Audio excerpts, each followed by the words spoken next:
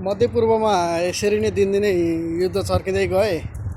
अघिल्लो चुनावमा रवि लामिछानेले खाडीका गल्ली गल्लीमा विदेशका गल्ली गल्लीमा पोस्टर टाँसेर फ्री टिकट फ्री भिजामा युवाहरू स्वदेश ल्याउँछु भनेको रवि लामिछानेले पछि चुनाव पछाडि चाहिँ आफै टिकट काटेर आउने भने भनेर धेरैको विरोध भएको थियो। तर यो पटकको चुनावमा रासोपाको जित भयो र बालन शाह प्रधानमन्त्री भयो भने रासोपाकै सरकारबाट रवि लामिछानेहरूकै नेतृत्वमा चाहिँ पहिला चाहिँ यो मध्यपूर्वका जुन देशहरूबाट युद्धग्रस्त देशहरूबाट चाहिँ युवाहरू उद्धार गर्नुपर्ने जिम्मेवारी रासोपाको काँधमा पर्ने जस्तो अवस्था देखिन्छ। दिन प्रतिदिन युद्धको माहौल बिग्रिँदै जाँदा र अवस्था दिन प्रतिदिन बिग्रिरहेको बेलामा त्यस्तो लाग्छ है साथीहरू।